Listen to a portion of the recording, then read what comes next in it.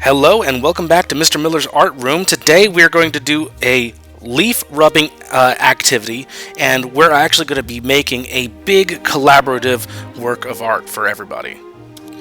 This is going to be a three-step process. Step one, we're going to be creating a leaf rubbing on these pieces of paper.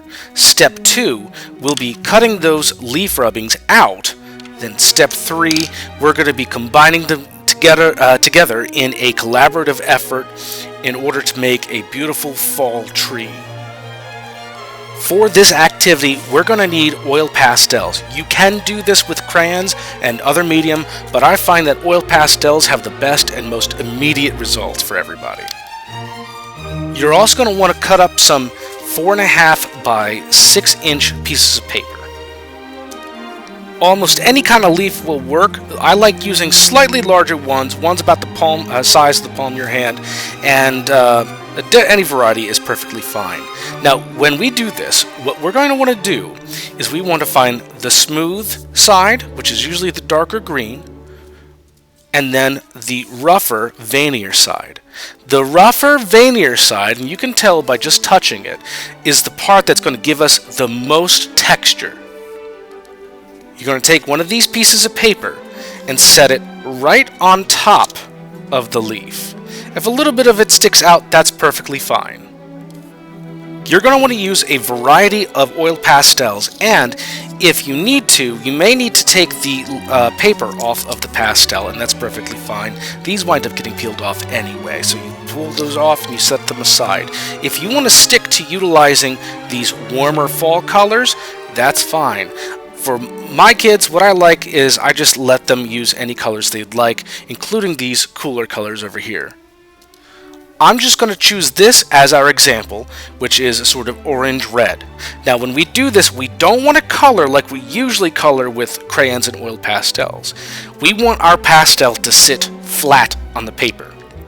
The next thing you're going to want to do is you're going to want to create a sort of lobster claw pinch finger.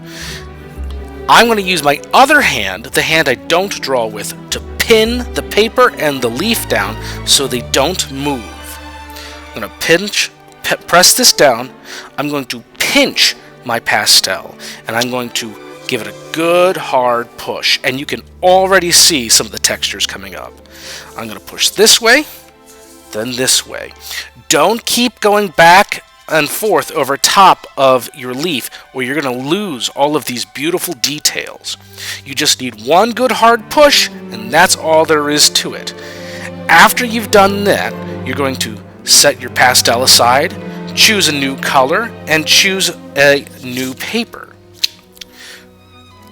Once we have a variety of different leaf colors, don't throw away this leaf because other people can use this. Just set it aside where it came from, and then we're going to get into cutting. If you got some bigger kids, they're going to want a larger set of scissors. If you got the smaller ones, you're going to use these age-appropriate size. Now, when we use scissors, we want to remember a couple of things. The best cutting happens all the way in the back of a jaw. It's just like an alligator's mouth. First, we take our 2 fingers, put it through the long hole. Take our thumb, put it through the small hole. Open the scissors out wide, and the best cutting happens here.